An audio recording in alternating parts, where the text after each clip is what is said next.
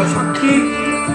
আর এই ঘটনার প্রভাব তৎকালীন তরুণ দলিতদের মধ্যে নতুন ভাবনার উন্মেষ আর শিক্ষার আলো জ্বলে উঠেছিল। গৌরবান্বিত বঙ্গালী সভ্যতা পুণ্ডরাজের স্মৃতি ফিরিয়ে এনেছিলেন। আজ তার 150তম বর্ষপূর্তি উপলক্ষে আমাদের এই নাট্যার্ঘ দিনের আত্মকাহিনী ও সত্য পরীক্ষা, যা তার আত্মজীবনী এবং তৎকালীন বঙ্গ সমাজের চলমান ছবি।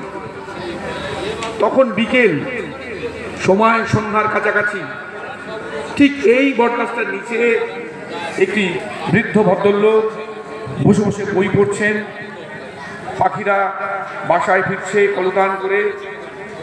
একাকী বৃদ্ধ মানুষ, ততোধিক বৃদ্ধ বট, দুটি কলেজ পড়ুয়া উঠতি যুবক যুবতী তার পাশে এসে বসে, একটু জল খায়। তারপর ওই বৃদ্ধকে প্রশ্ন করে, দূরের ওই বাড়িটা দেখিয়ে, এইটা কি রায়চরণ সর্দারের বাড়ি? হ্যাঁ, এটাই। তিনি বহুকাল আগে গত হয়েছেন। তা বংশের লোকজন?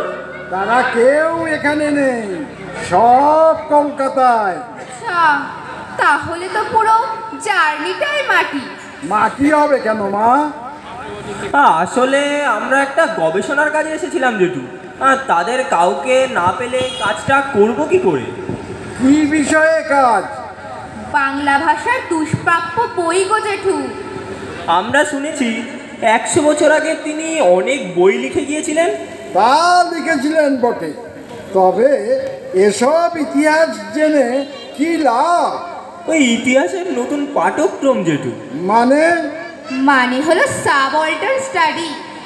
আমরা এই বিষয়ে পিএইচডি করছি জেঠু। কলেজের লেকচারার হবে, অনেক টাকা রোজগার করবে। একটা দলিত দুঃখী মানুষের জীবন ঘেঁটে ডক্টরেট করবে, কিন্তু তার আদর্শকে অনুসরণ করবে না। না না, আগে তো ইতিহাস জানি, সেটাই তো পাচ্ছি না যে। আর আদর্শের অনুসরণ বিষয়টা নির্ভর করে একটি বিশেষ আর্থিক সামাজিক অবস্থার ওপর জেঠু। যেমন স্বাধীনতা আন্দোলন। হাজার হাজার মানুষ শহীদ হয়েছে, জেল খেটেছেন, দুরন্ত কেরিয়ার বিত্তবিলাস ছেড়ে অকালে হারিয়ে গেছেন বহু মানুষ। সাধু সাধু, তোমাদের যুক্তি অকাট্য। হ্যাঁ, এখন কোনো মানবার মতন ব্যক্তিত্ব নেই সামাজিক রাজনৈতিক আলোড়ন। আছে কাটমানি, স্বজন পোষণ, সব নিগ্রহ মুখ বুঝে মেনে নেওয়া। তবু মন্দের ভালো, তোমরা এই অখ্যাত দলিত মানুষের বই আর ইতিহাস জানতে আগ্রহী হয়েছে। হ্যাঁ হ্যাঁ, তাহলে এবার বলুন জেঠু, তার বইয়ের খবর। শোনো, তার বই, তার জীবনের কর্মকাণ্ড কোনো স্বাধীনতা সংগ্রামীর চেয়ে কম কিছু নয়। কি বলেন কি জেঠু? সেসব পাবো কোথায়? সব হারিয়েছে কালের গর্ভে। কালের গর্ভে মানে?